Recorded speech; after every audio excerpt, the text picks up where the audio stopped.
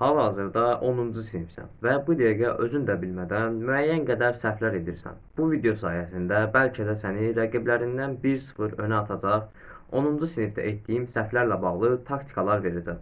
Bu səhvləri anlatmaqda məqsədim o səhvləri sən etməməyin, nəticəni daha yuxarı qaldırmağın, bəlkə də hal-hazırda olan 10-cu sinifləri keçməyin olacaq.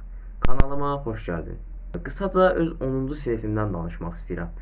Mənə görə 10-cu sinif çox dağınıq, çox sürətli, çox intensiv keçdi. Özüm də hal-hazırda 11-ci sinifəm və imtahan verəcəm. Yəni necə deyim, çox dağınıq bir il idi. Həm dərslər, həm şəxsi inkişaf, həm idman olsun, yəni hər tərəfə bölünmüş idim və bu da halı ilə mənə biraz çətin bir vəziyyət yaradırdı. Və bu çətin vəziyyət içində də 4-cü qrup kimi ağır bir qrupa hazırlaşmaq həqiqətən də insanı istər-istəməz həm mental, həm də fiziki olaraq çox böyük yorurdu. Bəlkə də sənin də hazırlaşdığın qrup ağır qruplardan biridir. Ancaq məsələn müəyyən qədər işlərin var, onlarla məşğul olursan deyə qrupuna düzgün hazırlaşmaya bilirsən. Yəni ümumiyyətcə mənim üçün 10-cu sinif biraz dolu-dolu, sürətli keçdi. İlk edilən səhv bu olardı. 2 ilim var deyib arxayın olmaq. Bu ən böyük və ən birinci sırada gələn rahat səhvlərdən biridir. Hal-hazırda deyə bilərsən ki, mən 10-cu sinifəm, gələn imtahan verəcəm, hələ çox vaxtım var, 11-ci sinifdə oxuyuram deyirsənsə, təəssüf ki, artıq geriyə düşmüsən. Niyə? Çünki 11-ci sinifdə sənin dərs oxumağa vaxtın qalmayacaq ki, bizim də vaxtımız qalmır. 11-ci sinifdə ediləcək tək bir şey varsa, o da təkrardır və sonda qalan 1-2 xırda mövzuyu keçməkdir. Yəni 11-ci sinifdə oturub da yeni mövzu keçməyi gözləməməlisən. Müəllimlərin də keçməsə də sən də oturub o mövzuları oxumalısan. Əlbəttə istədiyin yer yüksək ballısa, onun da məbləği bir o qədər böyük olmalıdır. Onun da müqabilində daha çox şeyləri fəda etməlisən. İlk işin 2 ilin var deyib arxayınlaşmaq olmamalıdır. Hər an buraxılış və ya blok imtahanı gələr kimi gözləməlisən. Mən də deyirdim 2 ilim var, ancaq bax 1 aya mən buraxılış imtahanı verəcəm.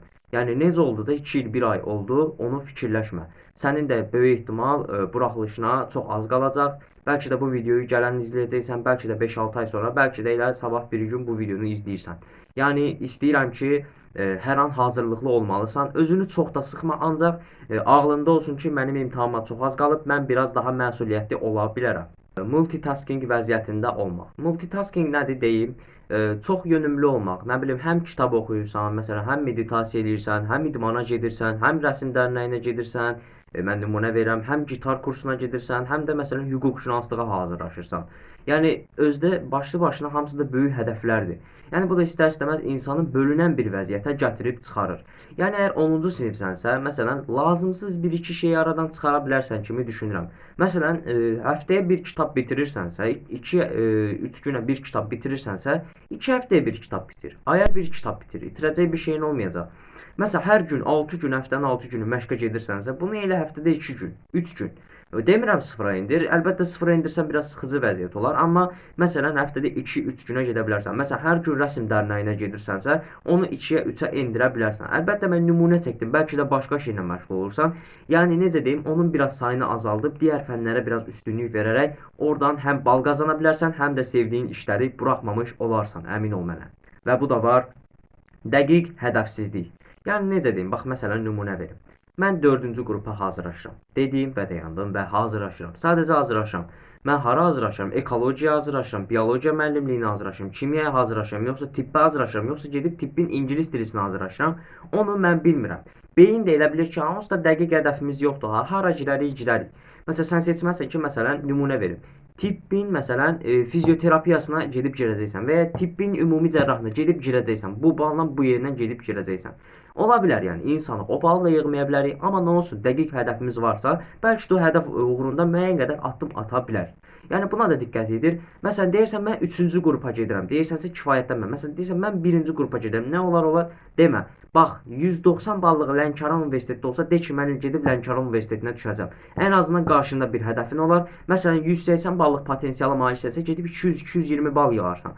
Yəni insana bala görə də ayırmaq olmaz. Bəlkə də sən çox hədəfləri, idealları yüksək olan bir insansan, ancaq məktəb səviyyəsindən də biraz çətinliklərin var. Bu əlbəttə ola bilər. Yəni deməyim odur ki, müəyyən qədər hədəfində əsas məqsədini qoyursansa, yəni bu doğrultuda çalışa da bilərsən, çalışmaya da bilərsən. Bu sənin şəxsinə qalmış bir şeydir. Ancaq deməyim odur ki, son nöqtəni də burada qoyuram.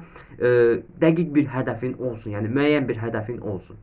Və bu da var, çox böyük bir səhvlərdən biridir. Yəni insanın çox səthi baxdığı ancaq çox böyük səhvlərdən biridir. Dəqiq olmayan yuxu sistemi. Bir gün gecə çalışırsan, bir gün səhər çalışırsan, bir gün heç çalışmırsan, bir gün gecəni oyun oynayırsan, bir gün gecəni uşaqlarla gəzməyə çıxmısan, bir gün gecəni 10-da yatıb səhər saat 9-da durursan. Bu düzgün olmayan yuxu sistemidir. Yəni yuxu sistemi haqqında da biraz araşdırmalar etməli, düzgün planlı yuxu sistemi qurmalısan. Məsələn, gecə dərs çalışsansa belə deyə bilərsən. Məsələn, filan kəs və ya mən.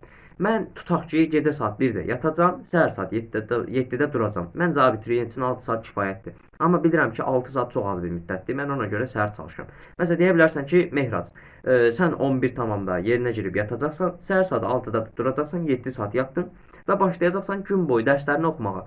7-də də dura bilərsən, 8 saat olar, daha yaxşı, daha çox enerjik olarsan. 8-də də ola bilər, eybi yoxdur, yenə də itirəcək bir şeyin yoxdur. Lap 11-də də ola bilər. Bilsən niyə görə? Beynin artıq o enerji qazandığına görə beyin sənə verdi bir enerji. Al bunu işlət. Yəni işlətmək də, işlətməmək də sənin əlindədir.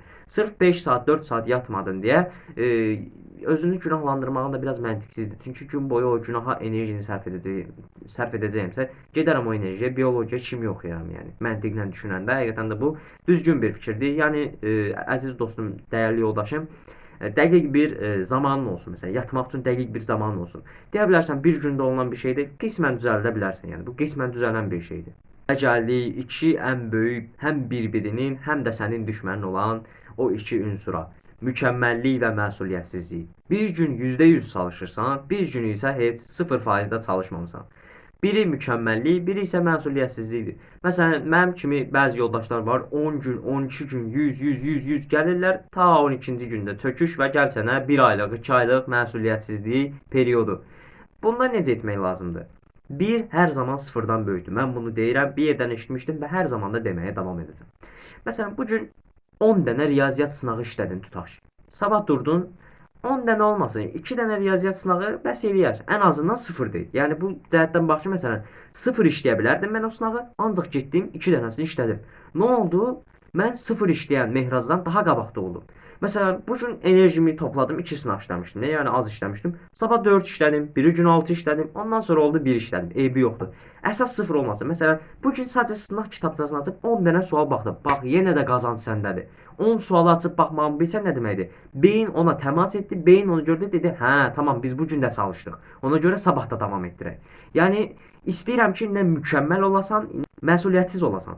Yəni bunlar arasında 50-nin 50-yi olan nisbəti özün bölüşdürməlisən. Tam mükəmməl olan bir insanda tapa bilməzsən, tam məsuliyyətsiz olanda tapa bilməzsən. Və özünə etiket qoymağı da yığışdırmalısan ki, mən məsuliyyətsiz insanam. De ki, məsələn, mən məsuliyyətsizəm, ancaq bu vəziyyətdən çıxmağa çalışıram. Və ya mən mükəmmələm, amma mükəmməliyyətçilik hər insana xas olan bir şey deyil. Yəni bəzi şeylər yarımçıq qalmalıdır. Bəzi şeylər tam edilməməlidir. Bəzi şeylər bəlkə də məsələn olacaq, elə günlərin olacaq ki, %200 işləyəcəksən. Elə günlərin olacaq ki, %50-yə çata bilməyəcəksən. Əsas olan o 0 olmasın. Yəni bu gün işləmədim deyə bilmə. Gecə yerinə girəndə de ki, məsələn, Mehraz, mən bu gün ən azından 10 testimi işlədim. Riyaziyyata bir təmas etdim və ya fizikaya bir təmas etdim. Ən azından əlimdə müəyyən qədər bir nəticə var. Bəli, dəyərli dost, əziz yoldaşım, bu gün 10-cu sinifdə etdiyim səhvlər barədə danışdım. Əminəm faydalı bir video oldu. Bəlkə də videodan bəzi taktikalar götürdün və bu da səni yoldaşlarından 1-0 qabağa saldı. Bunlar hamısı mənim keçən il etdiyim səhvlər idi. Bölüşdüm ki, siz də bu səhvləri etməyəsiniz və gələn il rəqiblərinizdən daha yüksəkdə olasınız. Sizin də məsələn 11-ci sinifsənsə, bu videonu izləyirsənsə, etdiyin səhvləri yaza bilərsən ki, digər 10-cu sinif yoldaşların da onları oxuyub müəyyən qədər dərs çıxarsınlar. İzlədiyin üçün təşəkkür edirəm. Dəstək məqsədi ilə kanala abunə ola bilər, videonu da bəyənə bilərsən. Sağ ol. Salamat qal.